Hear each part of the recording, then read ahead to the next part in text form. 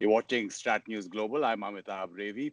Joining us from Taipei is William Young, correspondent for many international media and also the vice president of the Foreign Correspondents Club. William, thank you so much for your time. Thank you for having me. Just wanted your reactions and what the reactions have been in Taiwan to U.S. Secretary of State Pompeo's, changing of the restrictions between meetings of U.S. and Taiwanese officials.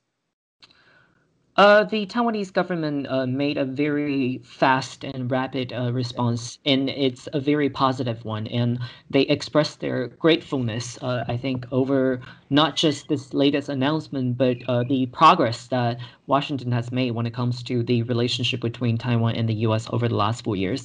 I think this is basically just the latest edition of what we have seen as many breakthroughs that have been made over the last 4 years when it comes to the relationship between Taipei and Washington. Now, you're talking about the reactions, and I've seen the reaction from the presidential spokesperson also to various reports that are trying to analyze it, saying that, it's the last little more than a week for the Trump administration, and are they trying to box in the Biden administration? And that quick response from the presidential spokesperson as well. Right. So the presidential spokesperson here basically highlighted how she thinks that a lot of the media were like framing this as, a move that's going to anger China. But this administration in Taiwan in particular, they've been trying to, shrug off this very common scenario that the international community has been trying to use to frame or trying to look at or examine the relationship between Taiwan, China, and the United States. They wanted Taiwan to be viewed separately from China when it comes to its engagement with other countries. But I think it's unavoidable that most international media, international government is still going to view the issue of Taiwan, in somehow from a perspective that includes China, because honestly, that is always the China factor is always going to be in the picture. So, but it's clear from the presidential spokesperson's, I think, expression that she wants Taiwan's engagement with other countries to be viewed, hopefully, more through the lens of Taiwan itself, rather than having China as getting involved. And I also think that it's definitely from Beijing's perspective, we should be expecting some very strong wording, comments from them. And like you mentioned, it's almost the end of the Trump administration. I think we're coming down to 10 days to be exact on today, and the timing of announcing this, some view it as a closure that they wanted to make during the 4-year term that Trump has been spending a lot of efforts on, emphasizing their foreign policy in this part of the world. But at the same time, some people think it comes a little bit too late, rather than, if they had chosen to announce this even before the election, the presidential election in last November, or a little bit after that, it could possibly have even more impact on the actual policies that not only the incoming administration, but the current administration is going to have on China and Taiwan. But when they choose to announce it at this particular juncture, it actually, I think, puts the incoming administration in a very tough position, because they will somehow have to make some kind of response or fulfillment or some decision on this over the first few weeks when they come into office.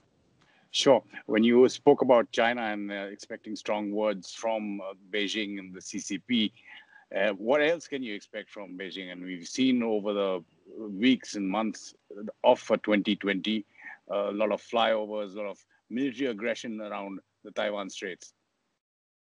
Right. I think you pointed out something very important is China's changing or increasing, I think, military aggression against Taiwan over the last 1 year, especially.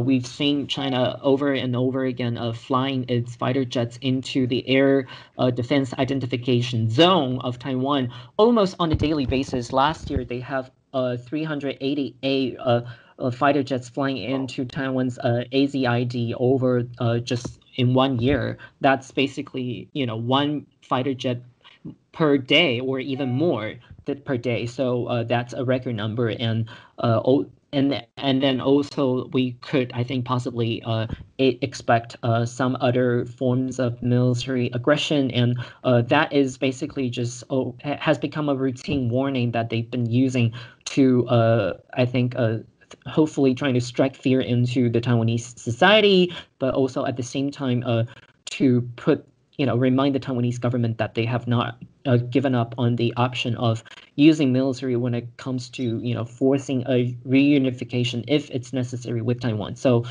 this is definitely something that we can expect. You mentioned that maybe the timing of Secretary Pompeo's decision could have been, say, before or after the presidential elections in Taiwan to have a greater impact.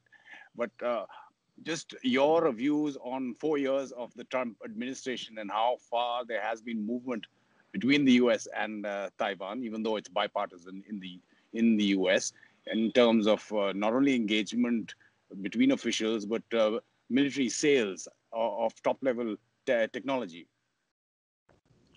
Right. I think you pointed out something very important is I think the record number and the speed of approving military sales to Taiwan has really taken off, accelerated during the Trump administration. And I think some of the signs and the gesture that the Trump administration has made when it comes to the topic related to Taiwan is undeniable. It's undeniable that they are trying really hard to,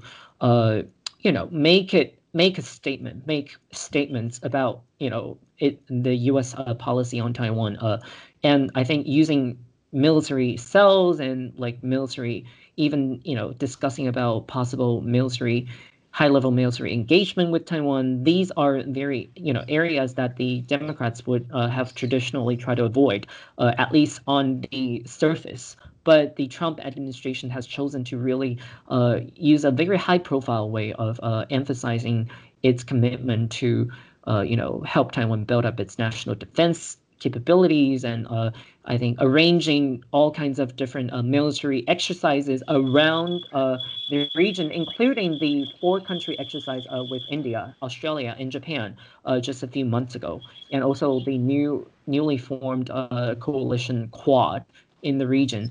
I think the Indo-Pacific strategy is going to, a lot of the analysts believe that the Indo-Pacific strategies are going to stay in place. Even when the Biden administration comes in, because, as you said, this is a bipartisan consensus, and Taiwan is definitely going to have a role in the U.S. Indo-Pacific strategy, just simply because of its strategic position, where it's located in between China and the Pacific. If they lost Taiwan, there will be a very serious loophole when it comes to China's access to the Pacific Ocean. And having Taiwan as one of it probably occupies the most important position along the first island chain. Even not like, if we consider Japan and the Philippines into the whole first island chain, I think Taiwan's position is so key because it's also like right around where China has its major ports, and a lot of the I think the freedom of navigation will have to go through some areas of the water that Taiwan claims to be its own. So, including all these factors, I think we have seen how the Trump administration has put a lot of emphasis onto strengthening military ties and military interactions and military engagements with Taiwan, but also with regional partners around here. And this, I think, will be continued. This is the area that I think we can see a very consistent continuation when it comes to the direction of the Washington's policy. But at the same time, I think we will probably see a lot less such high level and public move from Washington when it comes to the way that policies are being executed, and also announcements are being made. Yeah. So the manner, maybe, and not the actual policy. Just wanted your comments, and if you could talk about how the administration views India as well. You mentioned the Quad and how that had developed over the last few months. Now, India has a representative office in Taiwan, as does Taiwan in Delhi. But do you see, because of what's happened over the last year, especially on the northern border with Tibet, Ladakh, with India, that India, is there a perception that India should be more proactive when it comes to Taiwan? I think we are already seeing that, discussions and like favors, for Taiwan has been happening in India, even in the among the political landscape. I think this past October, on the day of Taiwan's National Day, we saw several high-profile politicians in India, disseminating the flyers that are congratulating Taiwan on its National Day, and that's one, I think, very obvious change. And I think attention on Taiwan is also increasing in India, in the government, I'm sure, but also in the media. Like the amount of attention and interest in stories about Taiwan, like it's been skyrocketing over the last year. Like I myself have been, but there have been calls, interacting in fact, or like to even increase that further. Say, have the foreign minister of Taiwan to visit, or other officials to visit, to take it to a higher level.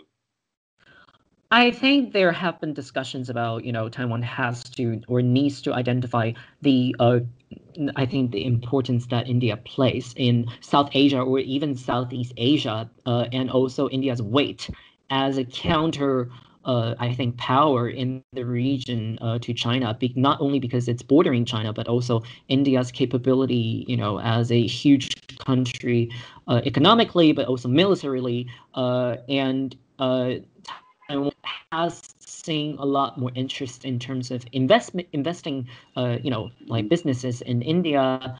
We've seen a lot more Taiwanese businesses actually building factories in India over the last few months. Some of them are actually companies that used to have huge operations in China, but now that the southbound policy that Taiwan's current government has been emphasizing since it came into office in 2016 has included India. I think when they first came into the picture, the southbound policy focuses more on ASEAN countries, but now that they realize how India is having a very interesting interaction, or its relationship with China has really taken a very different direction comparing to when the government first came into place. So I think there have been both at the national level, but also at the same time economic level and also civil society level, engagement with India has been much higher than before. And I'm not going to, I don't think it's going to be a surprise if we are going to see a lot more, more official level interaction between India and Taiwan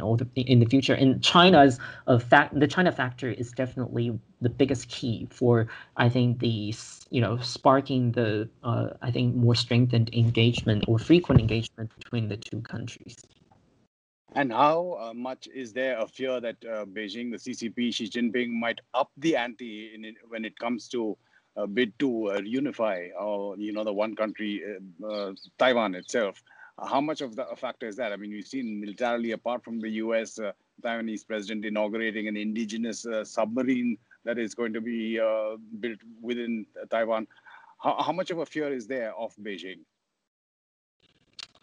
There's always going to be fear about Beijing, losing its patience and deciding to just resort to, military actions to try to unify with Taiwan. But I think we have seen over the last few decades, there's limitations that, when it comes to Beijing's military power and its the modernization of its military, it's still not at the level where they can easily just take over Taiwan by brute force. So they're definitely upping the more symbolic military moves, flying fighter jets around and breaking, making unprecedented moves of flying over the central line of the Taiwan Strait last year.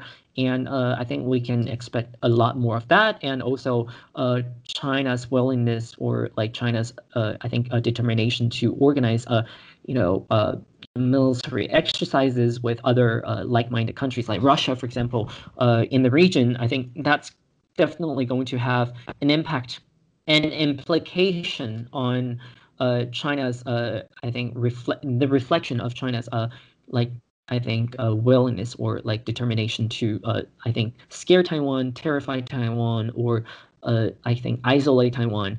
But with that being said, I think it's also important to note how, these moves are also only going to, I think, raise more awareness among other countries in the region, about the need to really maintain or even elevate its engagement with Taiwan, and not only on the political level, but also more on the practical military side of it. Like maybe building alliances or inviting Taiwan to military exercises. I mean, that has not happened yet, but I think with the position that Taiwan occupies in the region, physical position that it occupies, I think it's very reasonable if more countries are going to practically consider inviting or including Taiwan as a necessary step, as they build up a coalition against China.